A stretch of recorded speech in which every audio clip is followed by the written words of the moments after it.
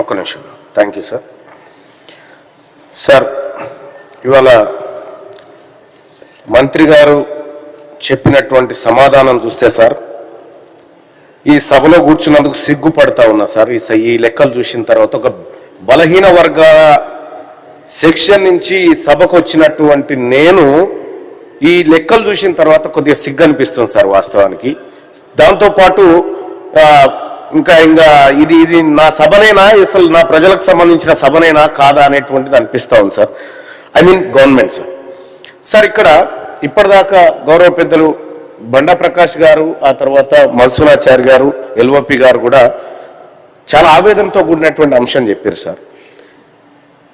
ఈ 2 సంవత్సరాల్లో సార్, ఈ 2 సంవత్సరాల్లో ఈ ప్రభుత్వం చెప్పినటువంటి లెక్క అది కేవలం లెక్క కాదు సార్. దాంట్లో ఒక భయంకరమైన నిజం బయటపడ్డది సార్. ఇప్పుడు 2,02,298 మంది బీసీ పిల్లలకు స్కాలర్షిప్లు మేము ఇయ్యము, ఎగ్గబెడుతున్నామని చెప్పి ఈ ప్రశ్నలో సమాధానం సార్. 2,02,298 మంది బీసీ విద్యార్థులకు మేము స్కాలర్షిప్ ఎగబెట్టినామని చెప్పి ఈ ప్రభుత్వం చెప్పింది సార్. ఈ ప్రభుత్వం చేసిన కథ దానికి ఎట్లా అంటే sir, 2024 socio economic outlook page number 98లో 2,44,766 మంది బీసీ విద్యార్థులకు స్కాలర్షిప్లు ఇచ్చినామని చెప్పారు సార్.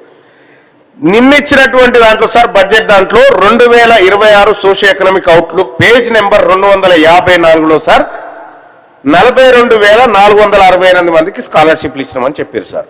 ఒక్క 1 ఇయర్లో 2,02,298 మంది విద్యార్థులకు స్కాలర్షిప్లు ఎగబెట్టినాం మేము అని చెప్పి గౌరవ మంత్రి గారి సమాధానం ద్వారా బయటపడ్డది సార్.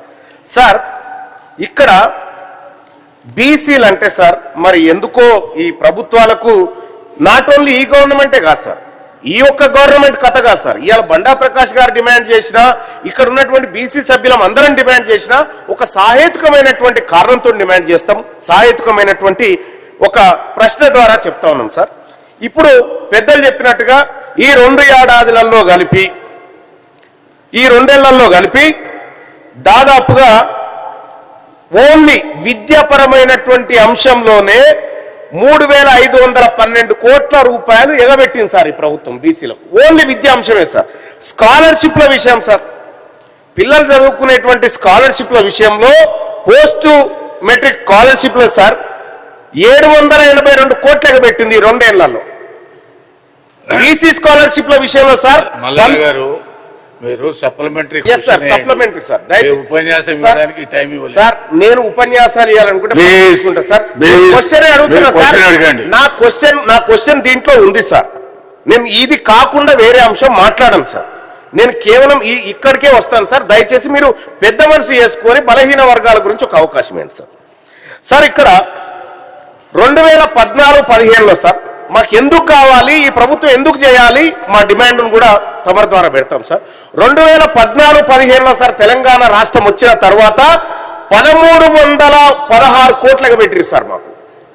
ఆ తర్వాత 2015-16లో 1,099 కోట్లు, 2018-19లో 2,468 కోట్లు, ఇట్లా దాదాపు 8,462 కోట్లు ఎగబెట్టిరు. కాబట్టి ఈ ప్రభుత్వము అధికారంలోకి వస్తే బీసీ సప్లాన్ తీసుకొస్తామనేటువంటి మాట చెప్పింది. కాబట్టి ఈ కళ్ళ ముంగట కనిపిస్తున్న సాక్ష్యాలన్నీ సభ ముందు పెడుతూ బీసీలకు సప్లాను అమలు చేసేటువంటి ఇష్టం ఉందా లేదా ఈ ప్రభుత్వానికి, లేకపోతే ప్రభుత్వం ఓపెన్ గా చెప్పేయచ్చు ఇది మీ ప్రభుత్వం కాదే, మీకు మేము నిధులు ఇవ్వదలుచుకోలేదనేటువంటి మాట క్లారిటీగా చెప్తే మేము మమ్మల్ని గెలిపించి ఇక్కడ తోలిచ్చిన ప్రజలకన్నా క్లియర్ గా చెప్తాం.